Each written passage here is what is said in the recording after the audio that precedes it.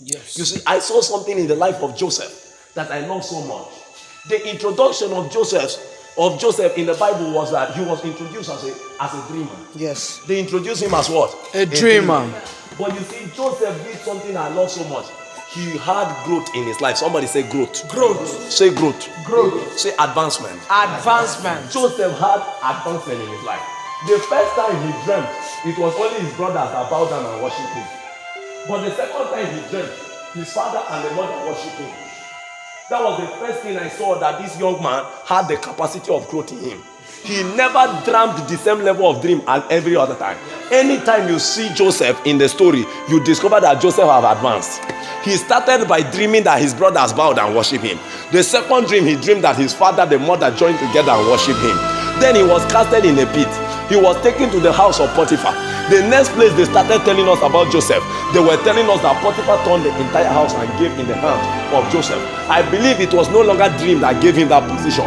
It was the ability of management. That means Joseph, in the next appearance in life, he appeared as a manager. From a dreamer, he became a manager. So you don't stop at the level you are. Anytime they come, they talk about you, advance. You start as a teacher, you start as a minister. The next time you are ministering, minister with prophecy. Advance. Don't stop at the level you were. Next year when they come here, let them not meet you just at the level you were yesterday. Let there be something that have added in your spiritual life. And that was where Joseph was introduced now as a manager of the house. He moved from the level of a common dreamer, of dreaming about brothers. He moved to a dreamer of dreaming about the father and the mother worshiping him. From there, he moved to the level of a manager. After the manager, he moved into the prison as a level. The next time he was introduced as who? The caretaker of, that means the president. No longer just a manager, but the president at this level, at the prison level. And from the prison level, the next time they introduce him at that place in the prison, they no longer introduce Joseph as a dreamer, but they introduce Joseph as what? An interpreter of dreams. Joseph moved and advanced from the level of just dreaming to knowing the interpretation of dreams. And you know what? What took Joseph to the house of Pharaoh was not dreams, but it was the capacity of interpreting dreams. Any gift you have, you must learn to advance it. Don't leave your gift as the level you are. Yesterday you start preaching, you are still preaching parables. The parable of Jesus said this, the parable of Jesus said this. The sower went out to sow. Do you understand what the Bible is saying there? The Bible is saying the parable of the sower went out to sow. The parable that have already been explained, that is what you are still explaining. What are you preaching? Bro, advance to another level, which is the level of bringing the in-depth things in the scriptures. After you see the letters, you look at it, you meditate upon it, and you begin to see the intentions of God in the letters. Why God wrote it. You stop looking at the level of the letters. Letters kill it, but the spirit giveth life. There is a spirit behind every letter. If you read only the letter, you die. But when you begin to search the spirit that was behind the letter, that is where you advance. You see, we're going to pray for an advancement. Next year, these young men are not going to come to Boko and meet me at the same level. Anyone that comes for this program next year must meet me at a deeper level. Let it not be that men will still meet me at the level I was yesterday. Every day I wake up, Lord, may I advance. May my spiritual life advance. May my life advance. May my life take a step forward. Can somebody pray deeper? Can somebody pray deeper? Lord, let me advance. Let me advance. My spiritual life, may I advance. In all that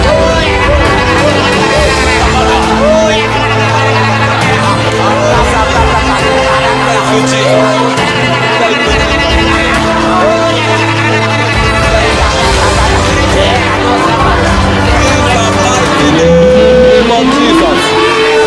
In the mighty name of Jesus.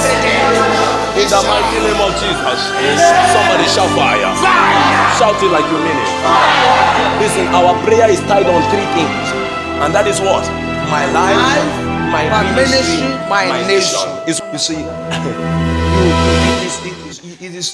it is allowed to start small, but it is not allowed to end small.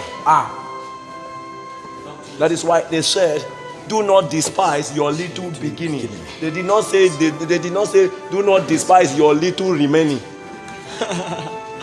So you are permitted to begin small, but you are not permitted to end small. So we must advance. That's why in the Bible, when you hear about bad things, you pass.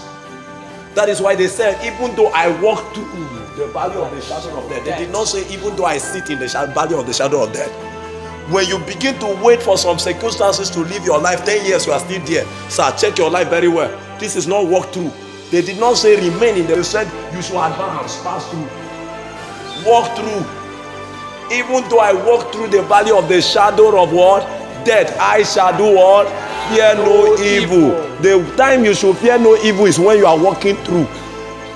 If you are not walking through, my brother, even if you are with God, fear evil. I need to walk through. I don't need to stop here. Say, do not despise your little what? Beginning. That means if they say beginning, then that means I am still advancing. See, I want to pray this one. See, if in the next 5 years, our ministry is still what it is, there is a problem. You see, let me tell you something. One day I came to discover the origin of the dry bones. They said the Spirit of God took Ezekiel to the valley of the what? The dry bones. You know, the reason why there were bones in that valley was because those bones entered there and never came out. That valley we are talking about, that is the valley which David was talking about, that even though I walk through the valley of the shadow of death, I shall fear no evil. Because some people entered that valley and they were inside. They died. And because they entered and they didn't come out, they became dry bones. And when they became dry bones, God took another man and brought him to that valley in order to help them to come out. And we're going to pray this moment. When you remain in the valley of the shadow of death for so long, you become a dry bone one day. Because the valley of the shadow of death is a place where there is no food. It's a place where there is no water. It's a place where there is no comfortability. And that is why before you enter that place, you have eaten enough already. Oh my God. Psalm 23, have you forgotten? He leaded me beside the still waters. He takes me to the pastures. I ate. So the man that is passing through the valley of the shadow of death is a man who have already eaten. So you are not passing there, you are not going to eat there. That's why you must eat in the journey first before you start the journey to pass through the valley of the shadow of death. And immediately you pass through it, the next place that follows is the what? A table that is prepared in the place of my enemies. You start eating again. That means food is on this side before the valley, and food is on the other side after the valley. So if you waste your time and you remain in the valley, food is behind, food is ahead. But you see something, there's another thing that was touching my head here. This side you were eating grasses, the other side you were eating on tiny table. A man was an animal at the beginning. I must cross. That is why if a man runs away from the valley of the shadow of death, you will never come to a place where you will sit on a dining table. You will always be an animal. At the beginning, the man was an animal. So they were taking him to pastures and calm waters. But all of a sudden, he crossed the valley of the shadow of death and he grew up. Then you will now understand what we're saying on Sundays about circumstances. When a man passes through them, he grows up and is no longer an animal. You move from the level of cattle and sheep to a level of a human being who can sit on a dining table. So there is transformation in the spirit. Listen, we're going to pray this moment. And we're going to pray for advancement even in our ministry. That Lord, may there be an advancement in this ministry. Let there be an advancement. And now when we speak about ministry, we're talking about ministry. The word for ministry is service.